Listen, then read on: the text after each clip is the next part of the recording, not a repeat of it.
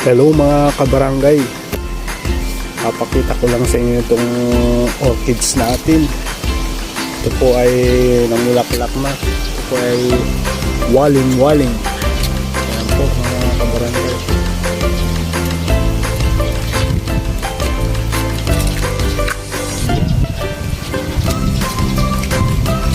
Ay isa hindi pa puno pa yung